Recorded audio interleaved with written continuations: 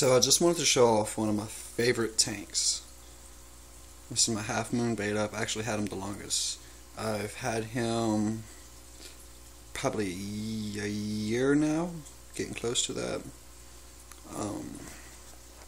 He was one of my first fish I got whenever I moved, so that's why I've only had him for a year, because whenever I moved I had to get rid of all my fish, so that's why he's only a year old with me. But wonderful guy, I'm loving him. I have wisteria in here.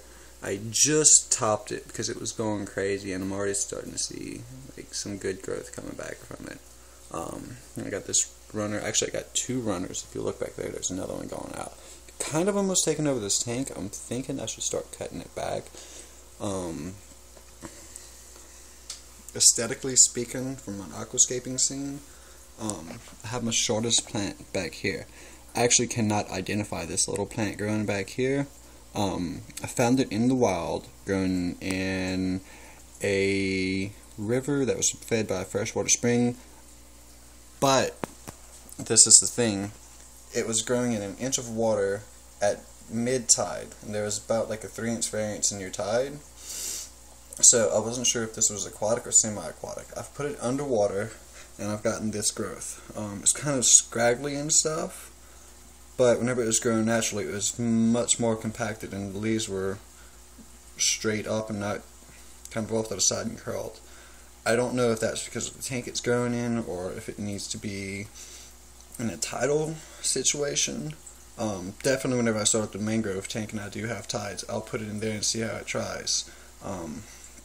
I tried it whenever I first got it, just with its roots wet, seeing the leaves dry, and I would see the leaves start to dry out really easily, so that's why it's underneath here. It's been in this tank probably 8-9 months now, so it's obviously capable of living underwater, just having no idea what it is. Then I have sage back here too. So from an aquascaping scene, I would like to see this tank and its plants actually turned around, but I kind of don't want to, because this tank is doing so good, and I don't want to just get in here and start messing everything up. I haven't done a water change on this tank in like 5-6 months now, because, and this is the beautiful thing about this tank, it's the Aquatic Beta Bowl 2.5. I just had the little Beta Bowl divider removed in it to give him more room. And then the filter, I love the filter design, but I'm not using it as you should. I've actually turned it into a refugium.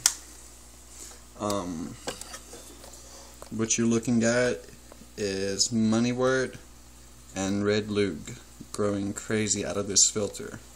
You can actually see like the roots right there where it drips. It's just going crazy, and I love this tank because of that. I pretty much kept this tank stock, except I changed out the light on it. I put a Marineland 5100 Kelvin light on it, and you can't see it now, but I have a little small LED night light that I have on here that I pretty much never run because it's so dim. But yeah, and then as far as what else is in there with him, I have 3 different types of snails. I have little paper snails, which everyone hates because they're a multiplication factor.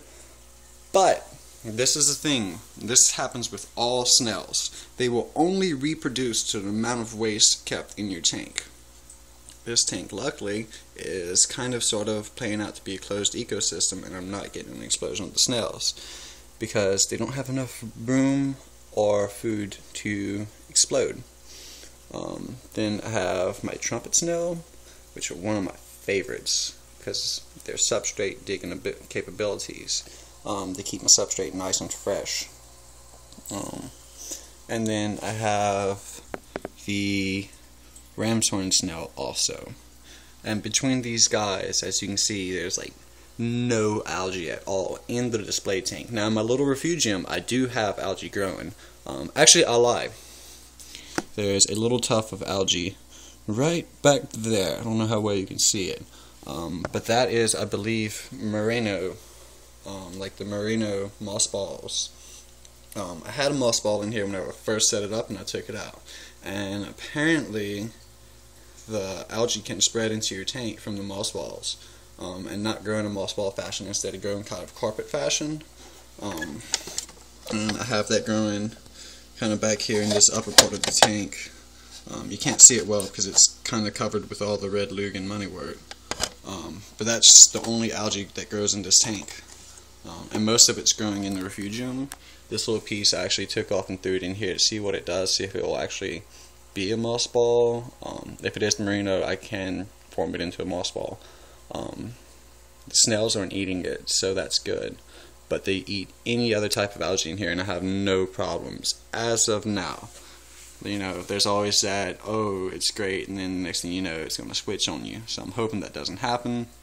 But for months now, this tank has been going great. It's one of my favorite tanks. And I'm putting it all on two factors: is that light being so close, and then that refugium. It's just an amazing little tank. I love it. I have 2 more betta. I'll try to see if I can get you a view of them, which I can't. But I have, sorry about this too, there's just no light in here. They all come from my aquariums. That's why I can't get a good video.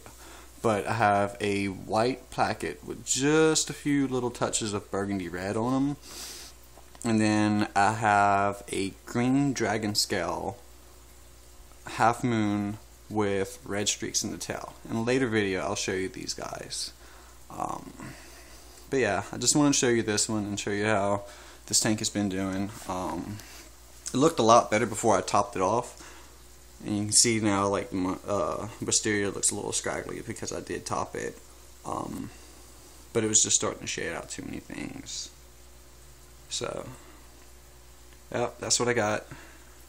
Hope you enjoyed it. Peace, guys.